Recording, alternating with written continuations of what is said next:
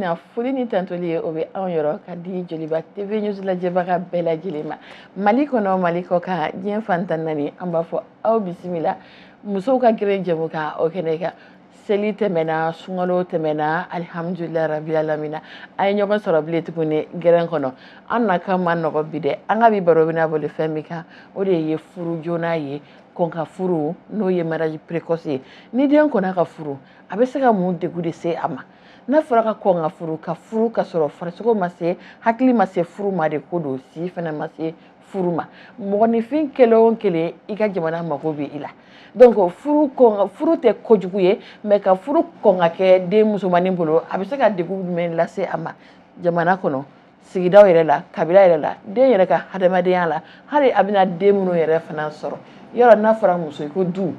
n'i ko du dun i ko denbaya i ko fɛn bɛɛ lajɛlen muso de bɛ cɛmancɛ la donc tant que muso ma kɛ a yɛrɛ ye i b'a ye k'a fɔ tiɲɛni de bɛ caya kosɛbɛ ni dilanni ye o senfɛ bi ani ko ɲɛdɔnbagaw bɛna baro kɛ ne kɛrɛfɛ an bɛɛ bɛ an ka maître min dɔn an ka professeur min dɔn n'o ye Adikola Koyita ye ale ye karamɔgɔ ye sanfɛ kalansobaw la kiri o bondakun kan ani a bɛna baro kɛ ni mɔgɔ min bɛ jɛmukan in lajɛ kɔrɔlen i b'a ye k'a fɔ ɲɛkura tɛ donc ni kiriko nana kuma o kuma an bɛ boli k'an ka maître ba yɔrɔ ɲini ale bɛ siraw yira anw na maître i ni wula. Merci beaucoup. Kɔri baasi tɛ. Baasi foyi tɛ walahi. Alhamdulilah. Yɛrɛ dɔrɔn. O diyara n ye. Merci. I bisimila.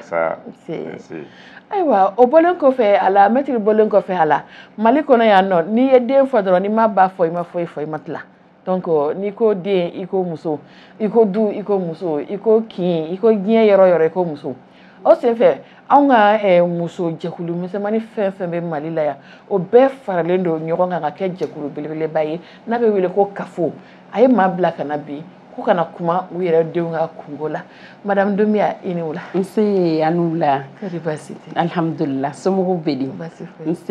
I kɔnɔmɔgɔw ka kɛnɛ. Hɛrɛ dɔrɔn. Nse. I bisimila. Saha en tout cas weleli diyara an ye kosɛbɛ ka sababu kɛ i y'a fɔ cogo min na n'i ko ko muso n'i ko denmisɛnninw i ko muso de. Kosɛbɛ. Surtout thème min yɛrɛ b'an bolokɔrɔ bi n'o ye denmisɛnninw ka furu joona ye vraiment hakilina ɲuman don kosɛbɛ ala k'an ni sababa bɛn. Amina yarabi. I bisimila. Saha. O bɔlen kɔfɛ a la ko denmisɛnnin tɛ kɔkɔ ɲuman bɛ mɔgɔkɔrɔba dɛgɛ nɔɔni an ye an ka sifinnaka sɔrɔ min ni hakilina bɛ a yɛrɛ fana fɛ fana hakili a fana siɲɛ fɔlɔ tɛ nin ye plateau in sanfɛ n'o ye El Hadji ça va kɔri baasi tɛ yen nɔ dukɔnɔmɔgɔw ka kɛnɛ nse i bisimila. N ka foli bɛ Joliba TV lajɛbaga bɛɛ lajɛlen a diyara bɛɛ n ka foli b'i yɛrɛ ye professeur ani an ba donc thème c'est un thème très important donc an b'a ɲini bɛɛ fɛ bɛɛ k'i sɔgɔlen to Joliba TV News la kosɛbɛ donc o de ye n ka foli ye. nin diyara anw ye kosɛbɛ o bɛɛ lajɛlen bisimila. Ayiwa i b'a fɔ n y'a fɔ cogo min thème annoncé cogoya min na lajɛbagaw aw bɛɛ bonya bɛ kuma na an ye ala kɔlɔsi k'a fɔ n'i ye furu joona fɔ dɔrɔn a kuma in bɛ mɔgɔw yugu u b'a fɔ ko denmisɛnninw déjà u yɛrɛ bɛ ko bɛɛ kalama ka ban pour que an b'u mara bilen tuguni n si kɔrɔbaya la n bɛ mɔgɔkɔrɔba ko kɛ ani n si sera mɔgɔkɔrɔbaya ko kɛli ye c'est différent donc hukumu kɔnɔna la n'a ma ɲɛ k'a fɔ ko an ka bi baro a bɛna ka na sigi ayiwa n bɛ kuma bonya da bɛɛ lajɛlen kɔrɔ fɔlɔ ne ɲininkali fɔlɔ ye professeur e yɛrɛ bolo mariage précoce o ye jumɛn ye mun don. D'accord donc an n'u la foli bɛ e nandi fɔlɔ ye. A diyara n ye. Ka Joliba TV mɔgɔ bɛɛ fo a ka baara la ka mɔgɔw kunnafoni fɛnw na fɛn mun bi gɛlɛya se an ka sigidaw n'an ka dugu la. Kosɛbɛ. Bi thème in ye thème ɲɛnama ye n'an b'a fɔ dɔw b'a fɔ ko mariage précoce donc dɔw b'a fɔ fana ko mariage forcé sabu ka d'a kan adamaden ka ɲɛnɛmaya kɔnɔ fɛn belebeleba saba bɛ yen o la o fɛn belebeleba saba o ye nana diɲɛna don min i bɛ furu don min ani i bɛ sa don min nka fɔlɔ ni laban i tɛ ɲininka o la i na don i tɛ ɲininka i ta don i tɛ ɲininka nka filanan ye fɛnba ye a ka kan i ka ɲininka mɔgɔ min ka di i ka don ma nka a ka kan fana n'i ma ɲɛ i b'a kɛ i ka diɲɛlabɔ taabɔ de don donc o b'a yira k'a fɔ o k'a yira k'a fɔ a tigi sera a sera o kɔrɔ ye di a si sera a sera o kɔrɔ ye di a bɛ ɲuman ani juguman dɔn ka bɔ ɲɔgɔn na donc n'an y'a jateminɛ k'a fɔ si yɔrɔ la a ma se an b'a ye k'a fɔ sifinnaka denmisɛnnin don n'an b'a dɔn fana a ti ɲuman ni juguman dɔ ka bɔ ɲɔgɔn na a ka ca Ala fɛ kɔlɔlɔ b'a la ni mɔgɔ min ti ɲuman ni juguman dɔ ka bɔ ɲɔgɔn na o tɛ se k'a ni sago ta o de la terme dɔw la u b'a fɔ ko mariage forcé o bɛ komi jagoya furu walima mariage précoce maa min ma se furu ye. D'accord n'i y'a faamuya e ye hakɛ minnu fɔ n'o ma dafa mɔgɔ la n'a taara furu la donc a bɛ komi a jagoyala de ka taa a la parce que a ma bila a yɛrɛ hakilina sago la a ma bila a yɛrɛ a n'a dunkan na. D'accord d'accord an y'o yɔrɔ faamuya d'accord n bɛna madame Doumbia fan fɛ madame Doumbia ne tun b'a fɛ e k'i présenter i bɛ poste min occuper kafo la fɔlɔ ani i bɛ fan mun fɛ i bɛ commune min na awɔ d'accord ne tɔgɔ ye madame Doumbia Fatumata Jani n bɛ wele Batoma Jani n sigiyɔrɔ bɛnnen don Kanajigila ma an bɛ don min na komi bi commune du Mande musow ka présidente ye n ye an bɛ jɛkulu dɔ kɔnɔ n'a bɛ wele ko FAFMA Fédération des associations féminines de la commune du Mande o sababu kelen de la an nana an ka fêtière la n'o ye kafo ye au bureau national Masa Aramani ye an garisɛgɛ don o kɔnɔ o la ne bɛ yen nɔ comme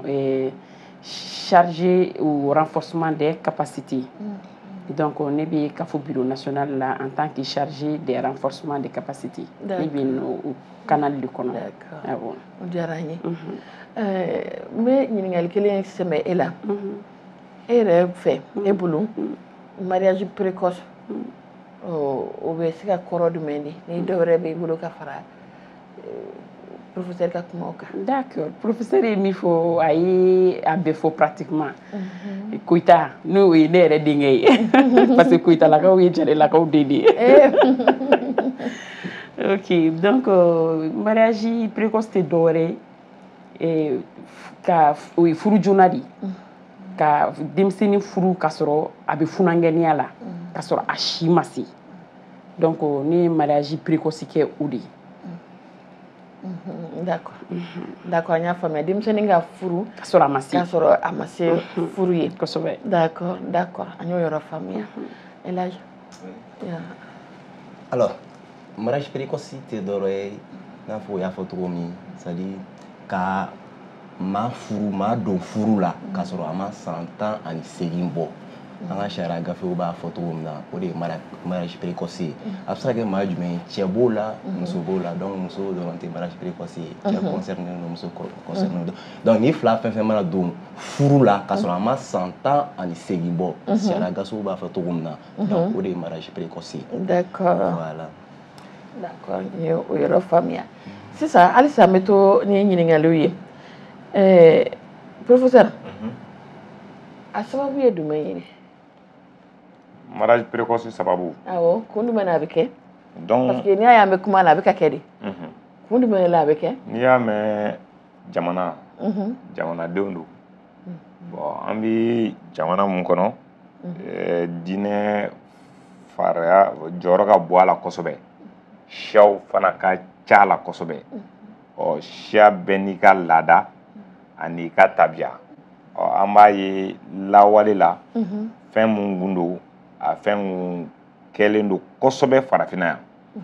colonisation kɛlen 18e siècle laban na tubabu nalen ko a bɛna an coloniser a nana a jateminɛ ko fɛn mun ka ca anw fɛ yan o ye ka denmisɛnninw di furu la ka sɔrɔ u ma se o ye jateminɛ fɔlɔ ye jateminɛ fɔlɔ filanan a y'a jateminɛ k'a fɔ furu mɔgɔ ni mɔgɔ kun tɛ o kɔrɔ ye di k'a fɔ ko e ka di n ye ne ka di e an bɛ ɲɔgɔn ɲini o kun tɛ dutigi kabilatigiw ani dugutigiw olu de bɛ denw di ka sɔrɔ mɔgɔ min kan ka furu bɛ ɲɔgɔn dɔn furu yɛrɛ don tubabu y'a jateminɛ k'a fɔ ko o ko ye ko gɛlɛnba ye o la a ye sariya ta k'a fɔ ni mɔgɔ ma ɲɛ i bɛ furu k'olu ka mara kɔnɔna to f'i ka se si hakɛ dɔ ma san 15 sabu ka da u kun y'a jateminɛ k'a fɔ denmisɛnninw di san 11 san 12 yaasa k'o fɛn kɛlɛ ni k'i b'a kunba yɛrɛ fɔ fɛn caman bɛ se k'a kɛ fantanya bɛ se k'a kɛ mɔgɔw ka tabiyaw bɛ se k'a kɛ dɔw ka tabiya la u bɛ se k'a fɔ ni den kundama sera hakɛ dɔ ma k'a sin bɔra walama a y'a ka laadaw ye u bɛ se k'a fɔ k'u y'a di furu la o dun bɛ se k'a kɛ i b'a sɔrɔ mɔgɔ dɔw bɛ yen u ka bon u ka jan i b'a sɔrɔ u si ma se farikolo la fila i b'a sɔrɔ hakili ma mɔ k'a fɔ k'u bɛ ɲuman ani juguman dɔn ka bɔ ɲɔgɔn na sabu ka d'a kan tubabuw yɛrɛ b'a fɔ cogo min ko a tigi ye capacité de jouissance sɔrɔ discerner le bien du mal ka ɲuman bɔ juguman na o de la n'a tigi ma nin condition fila sɔrɔ a bɛ fɔ a ma se furu ye n'an ko an bɛ kun fɔ an tɛna ba kun fɔli la kun fɔli ka ca a bɛ se ka kɛ fantanya b'a kɛ a bɛ se ka kɛ tabiyaw b'a kɛ fɛn caman b'a kɛ siya dɔw bɛ yen nɔ minnu b'u denw di furu la joona nka jateminɛw de don an ka jamana kɔnɔ o siyaw fana ka ca mɔgɔ minnu bɛ di furu la joona a bɛ se ka kɛ fana u b'a miiri k'a fɔ n'an m'a don furu la joona a bɛna tiɲɛ a bɛna taa den sɔrɔ kɛnɛma a kun ka ca n'i ye kun jateminɛ kun ka ca mun b'a to denmisɛnninw don furu la joona. D'accord n y'o faamuya. Madame Doumbia, an bɛ kuma ɲininkali in kɛ e la, e ye denba ye. An y'a kɔlɔsi bi n'a fɔra ko ka furu joona dabila a kuma bɛ dɔ tɔɔrɔ parce que ko denmisɛnninw kɔnɔlen don ko ma u bɛ ko bɛɛ si dɔn. A dun fɔra ko waati dɔ de bɛ den na f'a ka furu. Yala e bolo mun de kama ni o mɔgɔ ninnu bɛ dimi parce que a kun ka ca. Kosɛbɛ. Nandi ka ɲininkali ɲana kosɛbɛ. Ɲininkali ɲana. Ka sababu kɛ an bɛ thème min kan thème nɔgɔn tɛ. A ma nɔgɔn dɛ. A ma nɔgɔn hali dɔɔni. Ni o ye denmisɛnninw ka furu joona ye. A kɔlɔlɔ bɛ se ka kɛ jumɛn ye? Jana an ka se o. Ka kɔn bi ɲɛ an ka mɔgɔbaw ye furu ladan. Furu bɛ anw de fɛ yan kosɛbɛ kosɛbɛ. U yɛrɛ ɲumana jamu bɛ jamana o jamana kan o ye jamana ye danbe bɛ jamana min kɔnɔ. Tiɲɛ don. Alhamdulilayi an ka jamana kɔnɔ danbe bɛ yan. Kosɛbɛ. O de kama furu ka ca an fɛ yan kosɛbɛ. Wa an ka mɔgɔbaw y'a ladan. An ka mɔgɔbaw tun ye kodɔnnaw de tun ye. C'est vrai. U tun tɛ ko foyi k'u kun fɛ. Tiɲɛ don. O wagatiw la i bɛ taga sɔrɔ n bɛ hakɛto da kuma in kɛrɛfɛ an baw caman bɛ yen nɔ i b'a sɔrɔ olu ye furu joona in bénéficier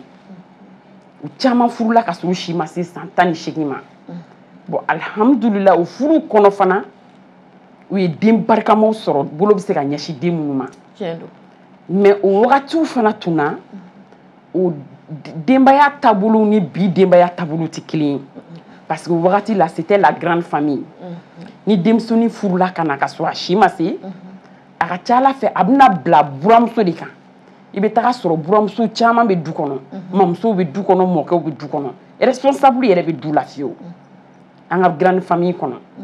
bon n'a nana a bɛ komi den bɔra a ka so a nana a ka so a bɛna lamɔ wɛrɛ de fana la buramusow b'u hakili to a la nimɔgɔnin minnu bɛ yen n'u bɛ se ka tali kɛ komi a kɔrɔma ɲɔgɔn na olu b'u hakili to a la an ka n'a fɔra an ka tiɲɛ yɛrɛ yɛrɛ fɔ cɛlasigi ma nɔgɔn dɛ cɛlasigi ma nɔgɔn ko fitinin tɛ ko fitinin tɛ mais n bɛ n da don a kuma kɔnɔ ka taga ɲɛfɛ bon maintenant ni den lamɔna o lamɔcogo la a bɛ a ka cɛlasigi kɛ a diya la bon an bɛ don min na komi bi grande famille ko kuma tɛ yen tugun cɛ ni muso bɛ ɲɔgɔn ta dɔrɔn i bɛ taga sɔrɔ u ye du dɔ ta kɛrɛfɛ donc maintenant u yɛrɛ fila bɛ to ka foyer fonder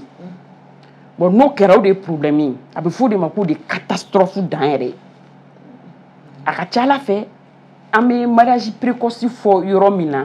i bɛ taa sɔrɔ muso kɔni ye denmisɛnnin ye wa a si ma se wa ka taa cala fɛ fana a bɛ se ka kɛ a bɛ furu cɛ min fana ma i bɛ taa sɔrɔ fana cɛ in fana hali n'ale si sera denmisɛnninya b'a la u fila bɛɛ ka dɔgɔ donc o kɔni maturité kelen tɛ yen nɔ donc o kɔni o ye degun dan de ye den musomanin bɛ na ka sɔrɔ a ma kɔgɔ a ma se bon kana bila ko la a dɔ la an ka duw kɔnɔ an b'an denw bila tobili la depuis u ka dɔgɔn u bɛ cɛlasigi baaraw kɛ u bɛ ga don an ɲɛ yɛrɛ u bɛ fini nɔgɔ ko den musomanin min si bɛ daminɛ san 13 san 14 na nanɔgɔ ko ɲumanw bɛ s'a la u bɛ se finiko la ka sokɔnɔna nettoyer ka furan k'a jɛ ka wusulan don a kɔnɔ u bɛ s'o la ka dukɛnɛmala bɛɛ nettoyer u bɛ s'o la ka fa ni ba bonya u bɛ s'o la u kɔrɔkɛ minnu bɛ du kɔnɔ k'u ka fini nɔgɔw ko k'u bonya u bɛ s'o la mais a dan y'o ye dɛ an ka farafinna yan nɔ kɛrɛnkɛrɛnnenya la Mali la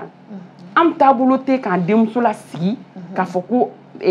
hakɛto bɛ kuma in na k'a fɔ ko an bɛ cɛko kuma fɔ denmisɛnninw ɲɛna o ka gɛlɛn kosɛbɛ o t'an taabolo la bon ni dun y'a mɛn furu i ko nin yɔrɔ in de furu kun o de ye furu yɛrɛ yɛrɛ ye n'i y'o bɔ a la dɔrɔn a tɔ bɛɛ ye nafila denmuso bɛ baara kɛ i b'a fɔ ko ayi i b'a fɔ ko fɛn wɛrɛ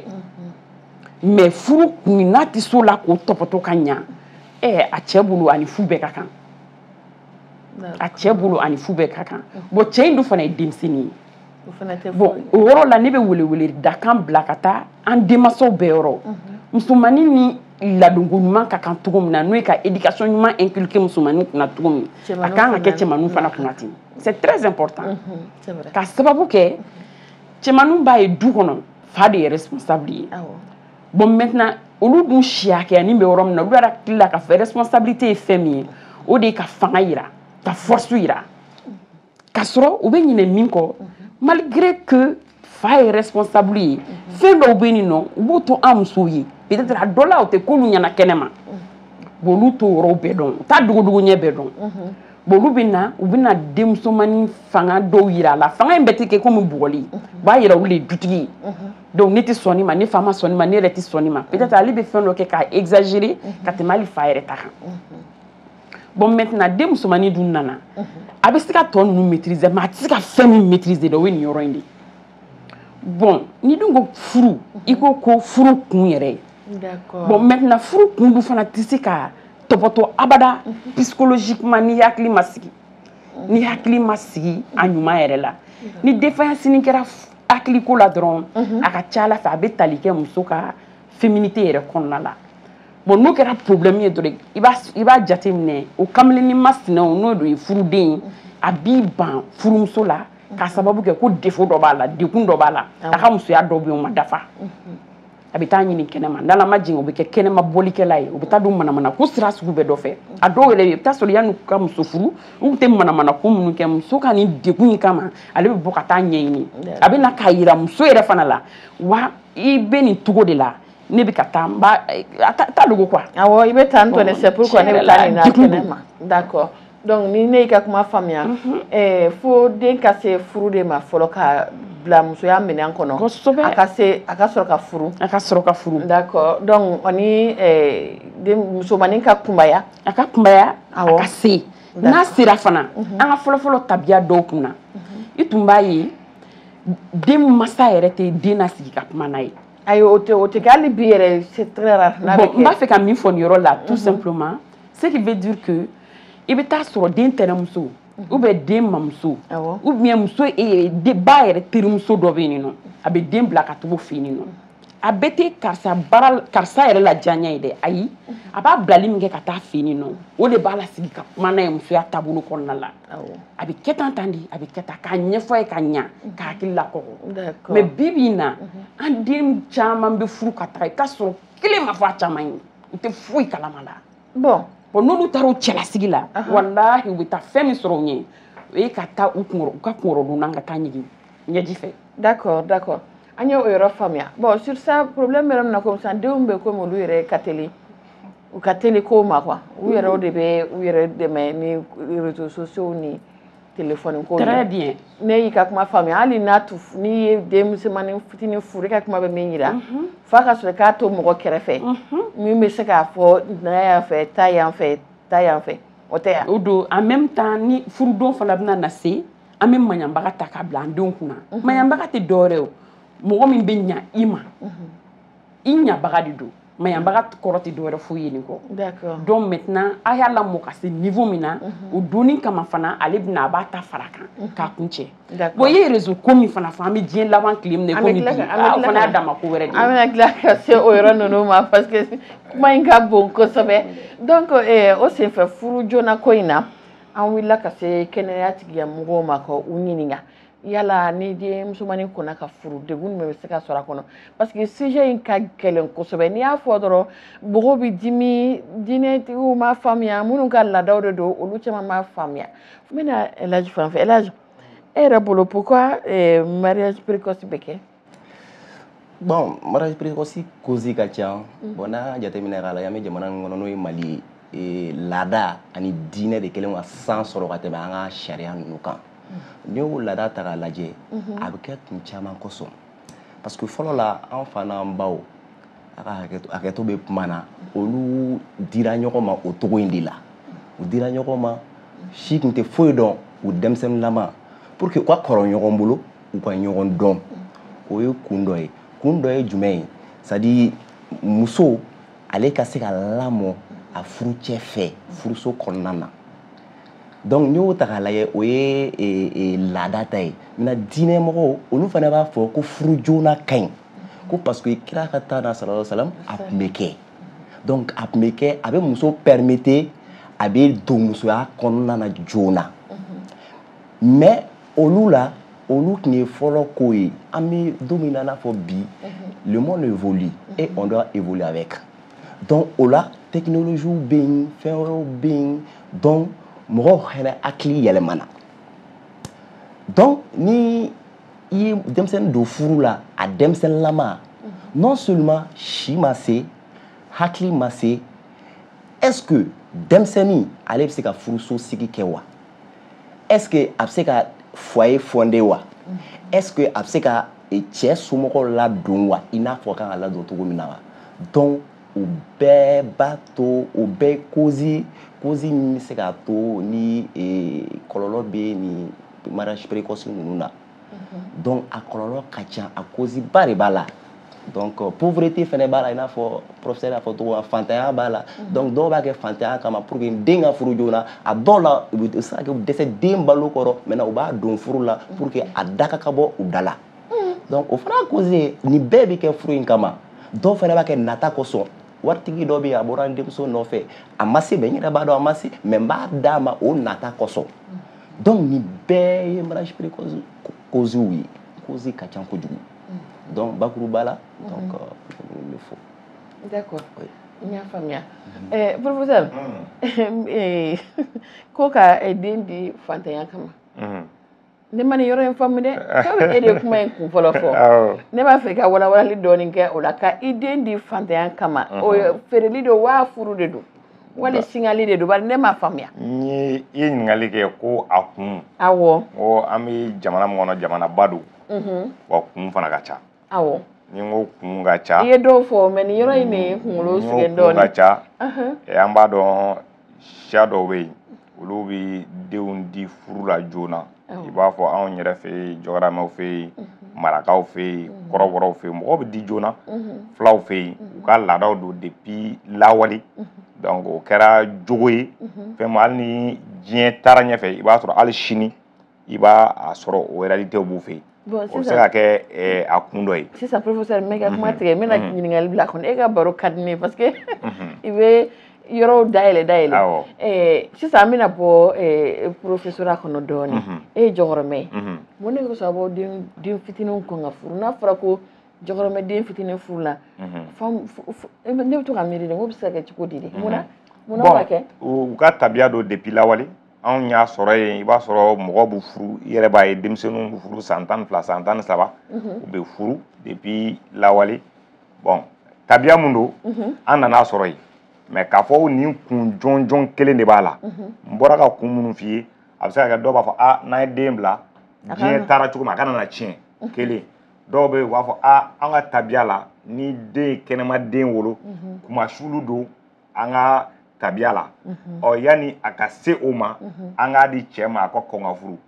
a bɛ se ka kɛ an ka kuma kɔnɔna na denmuso b'i bolo denmusow b'i bolo nka a se t'i ye k'u balo a se t'i ye k'u lata ekɔli la n'i nana o bɛɛ jate a komi i b'a fɔ ko tɔɲɔn wale de don i k'o di furula fana a bɛ se ka kɛ u bɛ kɛ ni mɔgɔ ye mɔgɔ mun bɛ se k'u lamɔ komi madame Dumbuya y'a fɔ cogo min parce que fɔlɔ furu tun ye jigiya den bɛ se ka taa joona a bɛ taa duba de kɔnɔ a bɛ sɔrɔ yen mɔgɔ bɛ yen nɔ mun b'a lamɔ maintenant o famille ba bɔra yen bi ka du kɛ famille nucléaire ye bɛɛ ko n yɛrɛ ni bɛɛ ko n yɛrɛ laada in dun bɛ continuer laada fana bɛ continuer donc o fila de concilier o ye gɛlɛya mais bɛɛ kɔni b'a dɔn réalité don degun don k'a fɔ mɔgɔ bɛ kɔn ka furu maintenant kɔn ka furu in na n y'a f'i ye cogo min a bɛ se ka kɛ farikolo la a bɛ se ka kɛ hakili fana na n'i ko mɔgɔ min ka di i k'o ta o k'a sɔrɔ hakili lafiyalen don a b'a dɔn a bɛ mun ta a bɛ ɲuman bɔ juguman na nka mɔgɔ min t'o dɔn o tɛ se k'o kɛ voilà d'accord an ye o yɔrɔ faamuya sisan ne ma min faamu an bɛna don éducation yɔrɔ kɔnɔ dɔɔnin est-ce que den ka kɔn ka furu ka kɔn ka di furu la o bɛ se k'a bali ka rater wa parce que o bɛ siran de a kana kulonkɛ kɛ yanni a ka furu a kana den sɔrɔ olu ninnu mais est-ce que o bɛ den baliya bon fɛn dɔw bɛ yen nɔ ni diɲɛ ka évolution na a balili bɛ gɛlɛya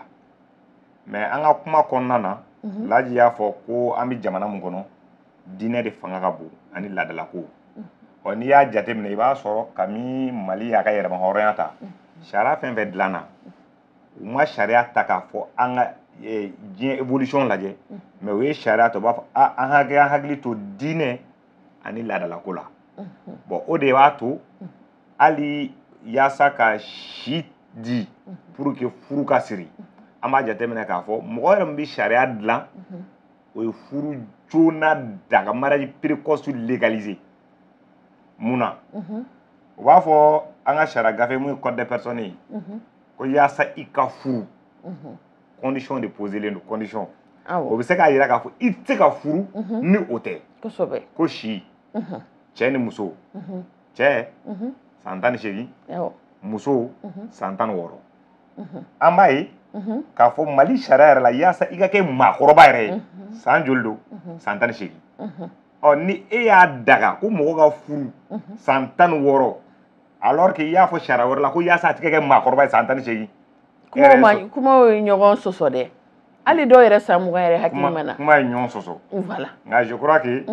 a na ɲɛ madame Dumbuya bolo parce que nin y'a san 3 ye olu ye a jateminɛ k'a fɔ ko Mali bi tɔnbaw la convention na u ye kumakanw ta kumakan b'a jira k'a fɔ sira dɔw kan u bi si bonya cɛ ni muso ka sira la nka u nana jateminɛ an kɛlen ka code ta 2011 u ye différence don si la cɛ ni muso la cɛ san 18 muso san 16 o k'u ma jɛn n'a ye u ye Mali wele kiri la kirisoba la farafinna n'a fɔ ma ko cour africaine des droits de l'homme u ye jo yɛrɛ sɔrɔ a la mun b'a jira k'a fɔ ko Mali ye kumakan mun ta a y'a yɛrɛ sɔsɔ k'a ka kumakan bato nka a na ɲɛ a yɛrɛ da Madame Dumbuya bɛ yɛlɛ dɛ Madame Dumbuya i bɛ dɔ fara yɔrɔnin kan ayiwa Koyita n'a ma ɲɛ a ye nin kolokuru gɛlɛnmanba in fili ne kɔrɔ ne b'a labila sanfɛ k'a lajɛ une chose est sûre a y'a fɔ cogo min na a tɛ tɛmɛ o kan ni an tabiyaw lajɛ Mali kɔnɔ yan an ka honneur ko de ka bon kosɛbɛ kosɛbɛ an ka honneur bon den Ala ka sɔn de ye Ala ka di ma de don cadeau de don Ala bolo n'o tɛ f'an bɛɛ k'a dɔn k'a fɔ ko furu kun tɛ denko ye mais kuma in de sa mɔgɔ joli b'o dɔn voilà furu kun tɛ denko ye mais ni den sɔrɔla la o ye Ala ka di ma ye o ye Ala ka sɔn ye wa i kan k'o minɛ n'i bolo fila ye o ye sariya jumɛn ye silamɛya wa an ka tubabu sariya wala an ka laada bon ne yɛrɛ kɔni bolo nin ye n t'a dɔn bɛna fɔ cogo min quoi nin bɛ tali kɛ fan bɛɛ kan parce que n'i ye tali kɛ tubabu sariya kan i ka taa k'a fɔ ko n bɛ muso de ɲini muso min bɛna den wolo n ye maa si tɛ a den d'i ma mais n'i taara k'a fɔ ko n bɛ muso de ɲini n bɛ furumuso de ɲini a bɛ d'i ma bɛɛ b'i a den d'i ma o kama d'accord voilà donc furu kun tɛ denko ye ni den sɔrɔla la o ye ala ka sɔn de ye wa i b'o minɛ n'a ma sɔrɔ a kɔnɔ fana o ye ala ka latigɛ de ye cɛ mais muso dɔw ka furu sara dɔw ka furu yɛrɛ bɛ sali i bolo ma nin denko in na nin yɔrɔ in fana ka girin dɛ a bɛna nin naboli bi dɛ kosɛbɛ bon nin yɔrɔ in fana la n b'a fɛ ka min fɔ diɲɛ in kɔnɔ n'i ye den jateminɛ tubabuw n'u ka dɔnniyaba bɛɛ ka fara koyita minnu kalanna kosɛbɛ kosɛbɛ awɔ den sɔrɔli maa si tɛ se k'a kɛ o kundo dogolen do bɛɛ la ala de b'a di kosɛbɛ c'est vrai wa o ala kelen de fana b'a minɛ i la d'accord mɔgɔninfin mana kisɛya muso a ka di muso bɛɛ ye ka den sɔrɔ c'est vrai n'i m'a sɔrɔ i dɛsɛra de o ala de m'a d'i ma wa n'i y'a minɛ n'o ala kelen fana ye alhamdulilahi rabbil alamina masa rahamani b'a kɔfilɛ i la a ti komi a b'a kɔfilɛ i la ka dɔ wɛrɛ de d'i ma diyagoya la dɛ ayi o tɛ masa rahamani bɛ dɔ de bila i ka sira kan wa a ti komi ko n y'a kɛ dɔ de ko fana k'a kɛ n ye o fana tɛ dɛ i tɛ min yɛrɛ dɔn finko jɛku walayi a dɔ yɛrɛ la masa rahamani b'o de bila i ka sira kan a b'i denko nege la wa f'a muso k'o de faamu d'accord ni plateau kelen kan n bɛ n profiter diɲɛ fan bɛɛ fɛ a bɛ yira k'a fɔ ko ka furancɛ don denw ni ɲɔgɔn cɛ musow sɛgɛnnen don denw ka ca mais en réalité muso joli de bɛ tɔɲɔ la den tanya kama den sɔrɔbaliya kama c'est trop ka ca ni bana si ye mais nin yɔrɔ in na o tɛ tubabuw arranger ka sababu kɛ u y'a yira k'a fɔ anw de fɛ yan nɔ an ka taux de croissance ka jan kosɛbɛ ca kosɛbɛ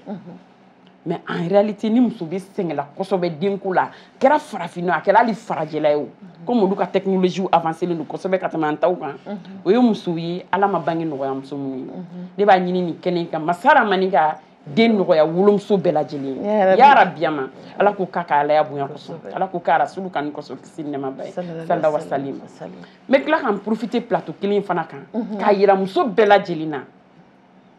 mɔgɔw sɔn fɛn tɛ kelen i ma bolodenkɔni duuru in ye u ka jan ɲɔgɔn na cogo min adamadenw ka jan ɲɔgɔn na ten wa ala y'a dabɔ k'a dabɔ nin kun de kama a tun bɛ se ka nin bolodenkɔni duuru bɛɛ kɛ hakɛ kelen ye mais n'a bɛɛ kɛra hakɛ kelen ye bolo tun tɛ se ka baara kɛ masa rahamani bɛ mɔgɔw bɔ ɲɔgɔn na de pour créer l'harmonie pour que sigi bɛ diya ni ala ye bɛɛ sɔn fɛn kelen na a ka ca ala fɛ aw ka sigi tɛ diya a bɛ dɔ sɔn dɔ la a bɛ dɔ jɛ dɔ la bon n'a ye min sɔn alhamdulilayi ala ka kɛ ye n'a ye min jɛ fana o kana bila dɔ in fana la k'a sababu kɛ ko ale ma sɔrɔ bon dɔ in fana k'a dɔn a ye nin jɛ ala ka latigɛ de don raison pour laquelle n b'a fɛ ka min fɔ dans la vie si Dieu t'offre du citron il faut en savoir faire de l'hydromel avec n b'a fɛ ka mun fɔ yan ni ala ye e ka sɔn bɛn ni lemurukumuni ye yɔrɔ lemurukumuni kɔni kumunen don kojugu donc n b'a fɛ ka min fɔ nin yɔrɔ la ni sɔn bɛnna ni gɛlɛya ye ou bien sɔn ka bɛn ni dekun ye ou bien latigɛ dɔ ye o latigɛ kelen ta i k'o kɛ opportunité ye i yɛrɛ ma sigi bɛ diya i yɛrɛ bolo i ka diɲɛlatigɛ bɛ diya awɔ ala ye latigɛ min k'i ye ko ta ko don ba la i bɛ se ka nafa bɔ ok nin ye maninka muso maninka ba nin ye maninka zanaba ye an y'o yɔrɔ faamuya madame Doumbia ni muso kɔnna ka furu denmisɛnnin furu la a bɛ se ka mun de kɔnna ka furu a bɛ se ka mun de s'a ma a ka diɲɛlatigɛ la a bɛ dekun dan de las'a ma a ka diɲɛlatigɛ la n'a kɔnna ka furu i n'a fɔ Doumbia nin yɔrɔ in na n bɛ tasi bila kɛ ka taa Tata Bambo yɔrɔ ale min ye Bambo da musow bɛɛ lajɛlen na farafinna musow la ni a signature kɛra Addis Abeba n'u y'a yira k'a fɔ ko muso kɛra hɔrɔn ye vraiment an bɛ tasi bila kɛ Tata Bambo ala ka dayɔrɔ sumaya 22 septembre 1960 tout à fait donc n b'a fɛ ka min fɔ furu joona kɔlɔlɔ ka bon kosɛbɛ musomanin ma kɔlɔlɔ ka bon kosɛbɛ kosɛbɛ mais n bɛ segin kɔ n kɔ tuguni den ala ka d'i ma de honneur de don n'a furula k'a sɔrɔ a ma tiɲɛni kɛ famille ka honneur de don fa b'a disi gosi n'a ye ba b'a disi gosi n'a ye k'a fɔ k'ale ka lamɔ sera a dan na hali balimakɛw b'u disi gosi n'a ye hali sigiɲɔgɔnw kabila bɛɛ b'i disi gosi ni denmusonin ye ko lamɔ sera danna mais ni denmusonin ye den sɔrɔ ka sɔrɔ a ma furu ala bɛ diɲɛ laban tile min na kuma sulu dannen don denbaya ma caman bɛ siran ka u den di ka sababu kɛ nin ye bon maintenant kɔlɔlɔ minnu bɛ se ka y'a kɔnɔ surtout bibi na famille ma bɔra ɲɔgɔn na famille bɛɛ kɛra kelen ye donc den ka lamɔ tɛna se a wagati la kelen bon filanan ni ala ye den garisɛgɛ kɔɲɔmuso garisɛgɛ den na denmisɛnniya kɔnɔna la n'ala ma jan ye a bɛ problème de santé sugu dɔw wuli a nɔfɛ n'o dɔw bɛ se ka tali kɛ fistule ye o dama minnu bɛ yen dan t'a la ou bien a bɛ se ka sugunɛ bɔnbana bila muso fana kɔ bon n'o kɛra dɔrɔn an ka bila an kunna o muso tɔgɔ kɛlen bolokɔtɔfɛ fɛn ye hali o y'a sɔrɔ cɛ mun yɛrɛ kama a caman ti jɔ dɛ cɛ min bɛ se k'i hakili to o muso la fo n'a sɔrɔ ko diinɛ kɛlen don ka cɛ min dusukun sɔgɔ kosɛbɛ o de bɛ se k'i hakili to la ou bien n'i y'a sɔrɔ balima sira bɛ minnu ni min ni ɲɔgɔn cɛ n'u ka balimaya sira fana fanga ka bon sinon hali balima sira bɛ balima sira la muso kɛra bolokɔfɛtɔ fɛn san ko minnu ni minnu yɛrɛ ti ɲɔgɔn dɔn ka fara o kan parce que muso tɛ se ka présenter tugun n'a nana a ko hakɛ to ɲɛgɛnɛ bɔn min b'a kɔ o suma bɛ fan bɛɛ fɛ a tɛ se ka présenter ou bien ni fistule de b'a la fana a ko hakɛ to furu kun bɛ kɛ fɛn min ye o tɛ se ka kɛ donc maintenant a bɛna dɔ wɛrɛ de furu ka na muso tɔgɔ kɔni a b'a yɛrɛ de ka sigi la o y'ale kɛlen den kɛrɛfɛ société kɔnɔ ka sɔrɔ a ma min a ma bɔn wa a ka ɲini ɲɛla yɛrɛ fana tɛ donc ni yɔrɔ ninnu an ka hakili to la kosɛbɛ bon en même temps fɛnnin dɔw b'an ka denmisɛnninw senkɔrɔ bi ko gɛlɛnba ka sababu kɛ mun ye musoya kɔnɔ ka du kosɛbɛ musoya kɔnɔ ka du ye dunya dan ye muso bɛ komi wulakungo de an tɛ dɔn ka ban kuma in nkalon t'a la dɛ nin yɔrɔ in na n bɛ hakɛto dɔɔni sɛmɛ n faw la mais o ye an dancogo yɛrɛ de ye Ala subahana wa taala fɛ sisan musoya yɛrɛ tabiya kɔnɔ a si ma se nin ka ɲi nin man ɲi a caman t'a dɔn i bɛ caman ye k'u ka jɛni na u cɛ ka ɲi o ye ɲa dan ye o bɛ se fɛn sugu bɛɛ dɔ la mais Ala k'an kisi n'a sera furu kunyɔrɔ in ma bon kana b'u caman na o bɛ internet lajɛ ba in na dɛ n'a sera furu kunyɔrɔ in ma o ye degun dan ye dɔw yɛrɛ ɲuman na n'u y'a dɔn ko cɛ na wagati sera o kan ka kɛ furumuso bɛ nisɔndiya wagati ye mais o bɛ kɛ dɔw jatigɛ wagati de ye parce que cɛ bɛ na wa n'a nana min bɛ yen nɔ o ye tasuma ye bon cɛ fana ale jigintɔ ka bɔ a ka baarakɛyɔrɔ la o kan ka kɛ cɛ bɛ fana mugu di kuma ye n bɛna n ka denbaya la mais dɔw bɛ yen u t'u sigi gɛrɛn de la walahi u tɛ se ka wuli ka don so n'a fɔra kan ka taa so ko cɛ a y'aw sigi an ka dɔɔni baro sa bari so man di min b'a fɔ man di cɛ n'a dun man di koyi bari min b'a f'i ye a t'a ɲɛdɔn en réalité furu kun ye c'est vraiment un art donc a kan ka ɲɛɲini k'a ɲɛdɔn de n'i y'a ɲɛɲini k'a ɲɛdɔn furuɲɔgɔn fila bɛɛ bɛ lafiya wa bɛɛ bɛ sewa degunmisɛnnin caman bɛ yen nɔ o bɛ bɔ furu kɔnɔ c'est vrai bon pour dire que k'a fɔ ko musomanin bɛ furu nata kama diɲɛ in kɔnɔ ne t'a fɔ ko ayi non an bɛ nata yɔrɔ in to yen nɔ parce que an ka waati tɔ man ca d'accord ko furu denmusomanin ka kɔn ka furu joona gɛlɛya jumɛn bɛ se ka sɔrɔ a kɔnɔ i y'a ye a gɛlɛyaw cogoyaw ka ca tout à fait voilà n bɛna Elhaji fan fɛ yala pour toi ni musomanin kɔnna ka furu denmusoman kɔnna ka furu a bɛ se ka mun degun se a ma voilà a ka diɲɛ yɛrɛ mun bɛ bɛn degun ka ca degun dɔ ye jumɛn ye cɛladon bɛ gɛlɛya ma kosɛbɛ an y'a fɔ cogo min na hakili ma se si ma se donc cɛladon tɛ se ka nɔgɔya ma cogoya se o tɛmɛnen kɔ ka bɔ yen bange yɛrɛ la a bɛ se ka problème sɔrɔ bangeyɔrɔ la an ye musow ye bange la u tora a la den tora a la donc o ye si ma se kolon ma se c'est à dire ka bange kɛ donc o y'a degun belebele fanba ye san dɔ la santé mɔgɔw y'a diagnostic kɛ mariage précoce sen fɛ muso hakɛ min tora bange la a ka ca ni bana si ye voilà pourquoi j'invite les autorités de la transition à prendre des mesures pour ces pratiques-là, à réformer le code des personnes de la famille. Donc, on va essayer de coding, k'a labara tuguni. Parce que professeur y'a fɔ, degunba de bɛ coding kɔnɔna na. Ni ye coding ta k'a lajɛ, a b'a fɔ ko muso bɛ se ka furu 100 ans ani 6, voire même 15 ans dans certaines conditions. Maintenant, ni cɛ on ko cɛ 10 ani 8. Bon, yo ye dɛ. An ka sariya sunba n'o ye constitution ye. O b'a fɔ ko tous les Maliens naissent et demeurent libres et égaux en droit et en devoir. Donc i b'a ye fɔnkoɲɔgɔnnaw bɛ yen. Kuma ninnu cogoya la. Voilà, kuma ninnu cogoya la. Sariya la fɔnkoɲɔgɔnya bɛ yen. Donc Mali kan ka a ka code des personnes de la famille k'a réformer k'a bɛn sariya sunba ma o tɛmɛnen kɔ ka bɔ yen an ye gafebaw signé diɲɛ ɲɛfɛ n'o dɔ ye protocole de Maputo ye donc min bɛ kuma musow ka hakɛ kan o kɔnɔna na o fana b'a fɔ ko ka muso di 118 o tɛmɛnen kɔ an ka convention dɔ bɛ yen ko convention sur l'élimination de toutes les formes de discrimination à l'égard des femmes donc an ka jamana y'o fana signé o fana bɛ nin tagabolo kelen de kan 118 o bɛɛ la an b'an ka 116 la alors que bɛɛ b'a kɔlɔlɔ la diɲɛ ɲɛfɛ a bɛ tilen ka bɔ journaux la an bɛɛ b'a ye mais au bɛɛ la jusque là on est basé sur la question de la religion, sur la question des us et coutumes. Donc, à kɔlɔlɔ bon, an faut que Dieu évolue là. Il faut que en fait évoluer Dieu non fait pour que les pratiques ne cadabla. Donc, j'invite une fois de plus les auteurs de la transition à prendre des mesures pour sanctionner les auteurs qui seront en cause de cette infraction. Ok, voilà. D'accord, nous famille. Professeur, et bien conclure c'est ça. Parce que what is it? Nimbeko fait. Afrako santani woro sinon santani shegi o de ma fɔ yan nɔ sariya la denmuso b'a ka furu la mais mɔgɔ bɛ yen nɔ hali u b'u denw furu u ka so kɔnɔ i m'a mɛn 16 18 an sera ka tribunal la ka mairie de la an b'a kɛ an ka so an b'a kɛ an ka bulon kɔnɔ an b'a kɛ fan bɛɛ fɛ bon ni mɔgɔ min minɛna o la sisan solution de bɛ b'o la i bɛ ɲangi parce que i ko n'i y'a mɛn aw sera an ka mairie ni an ka fɛnw na n'aw bɔra an kalama voilà an y'aw labɔ kalama de bon ni an ma bɔ a kalama fana o tɛ furu ye o ayi an ka bulon kɔnɔ n'a ka bulon kɔnɔ an ka laada bulon kɔnɔ sariya la a fɔra mɔgɔ 2 de bɛ se ka furu siri awɔ o mɔgɔ 2 maire walima diinɛ ɲɛmɔgɔw donc diinɛ ɲɛmɔgɔw bɛ se ka kɛ chrétien o bɛ se ka kɛ alimamiw ye mais mɔgɔ min taara bulon kɔnɔ i dɔnnen tɛ sariya fɛ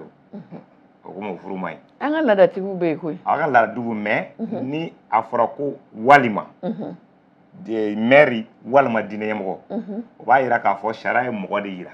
mun bɛ se ka furu siri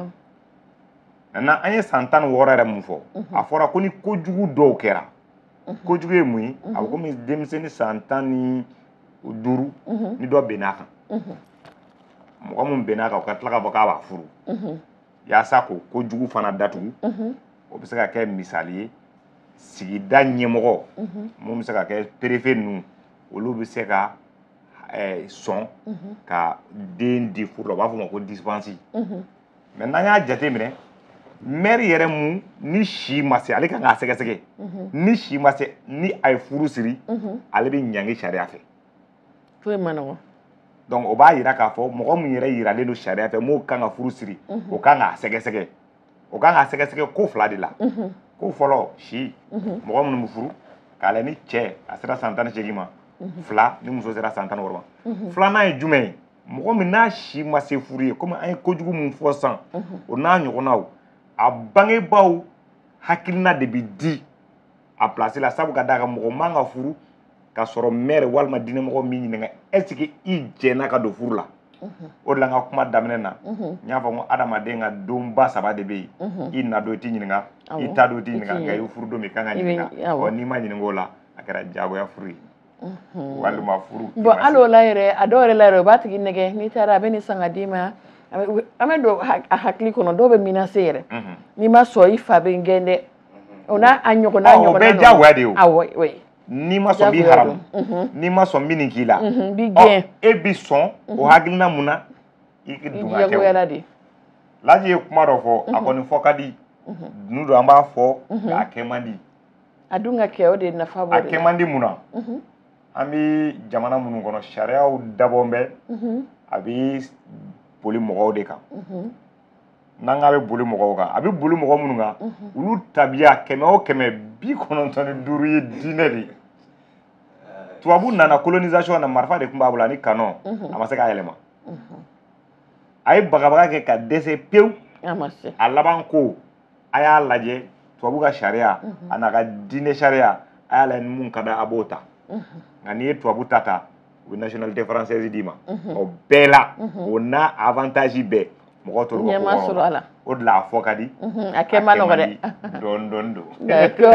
d'accord an y'o yɔrɔ faamuya donc ko waati sera an bɛ bi ta bila an bɛna suite kɛ a la donc avec le temps Inch'Allah an bɛna ka na suite enregistrement kɛ donc k'a fɔ lajɛbagaw bɛɛ lajɛlen ye nin tun ye bi baro ye mariage précoce an ye dɔɔnin de fɔ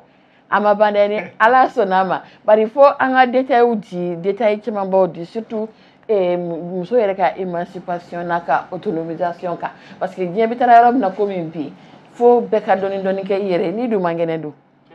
i b'a sɔrɔ hali furu joona in yɛrɛ i bɛ taa sɔrɔ bana tɛ i la physiquement mais hakili la mɔgɔninfin ka ko bɛɛ ye hakili de ye donc n'o ma sigi sen kan dɔrɔn a bɛ jouer i ka diɲɛlatigɛ kan hali jamana yɛrɛ bɛ taa sɔrɔ a la donc